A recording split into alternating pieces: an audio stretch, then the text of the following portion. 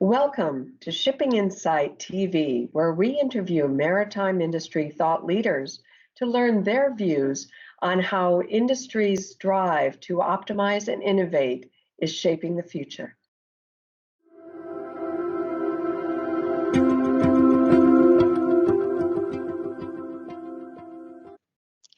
Good day and welcome to Shipping Insight TV.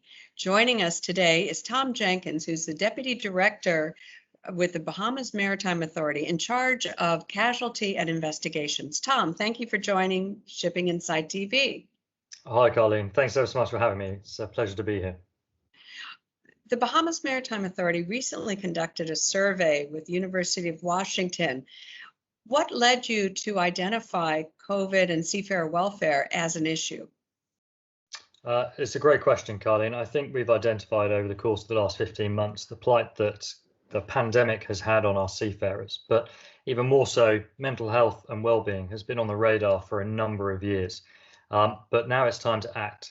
And I think the pandemic has just raised that awareness through multiple organizations and charitable efforts, which is great. But now it's time for a flag state in conjunction or collaboration with many other organizations to act on improving the lives of our seafarers. What was the process between BMA and the University of Washington in terms of fielding this study? So the University of Washington, or researchers from the University of Washington, conducted a similar survey in the United States, focusing on seafarers or mariners in the US. What we wanted to do was capture a broader audience, i.e. global seafarers from any flag, any nationality, and regardless of the vessel that they're serving on. So they conducted this survey, they had a really good response, and we just wanted to elevate it and take it to the next level. And what other organizations did you work with in terms of fielding the survey, getting it to the mariners?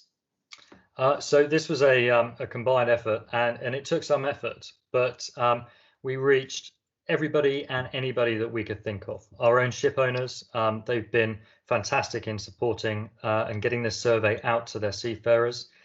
We've gone from just about every IGO, NGO you can think of, the charitable sector. We've hit just about everybody, and so far nobody has said no, we will not help you. Excellent. Well, what are some of the highlights from the survey so far?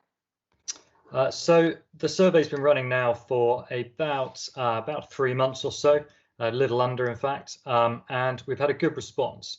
We're approaching the 4,000 mark in terms of seafarers that have participated, and out of those, I can give you a few snippets of what we're seeing so far. The shore leave that's been cancelled. So these are how individuals have been impacted by the pandemic since March 1st, 2020, and a large proportion, up to 70%, have said that their shore leave has been cancelled, restricted ability to get on or off the vessel, port calls being affected, a mariner contract extended involuntary. Then if we look at the longest that individuals have been on board, a huge percentage have been on board greater than 6 months. And we're still further analysing the data to really look at the critical area around the 11-month mark. And as more data comes in, we'll be able to fill you in on that. Then if we look at why do you feel like that you could not seek mental health care on board, a really critical question for this survey. Some of the key points: there's no privacy on board to talk to somebody. This is not how I would want to spend my rest time. Lack of internet connectivity and access to cell phone service.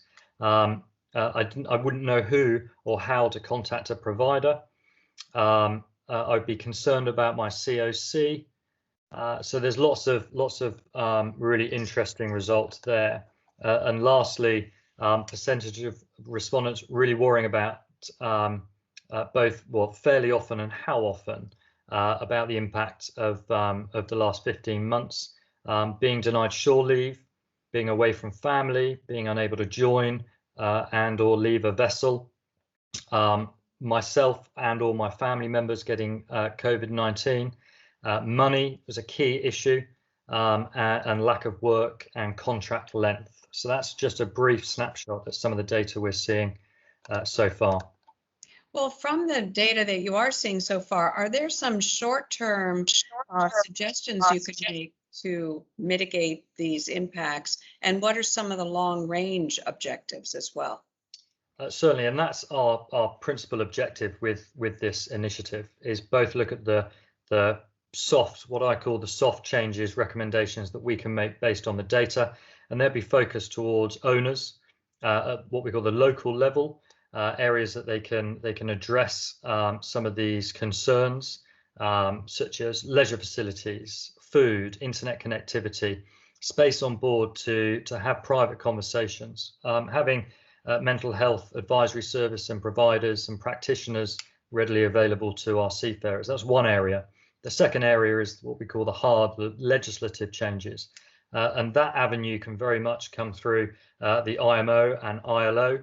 And really you need a flag state to champion that. And that's what we're here to do in collaboration with many other flag states, IGOs and NGOs who have already volunteered their support for this initiative. Excellent. Well, thank you, and thank you to the Bahamas Maritime Authority for taking this issue on.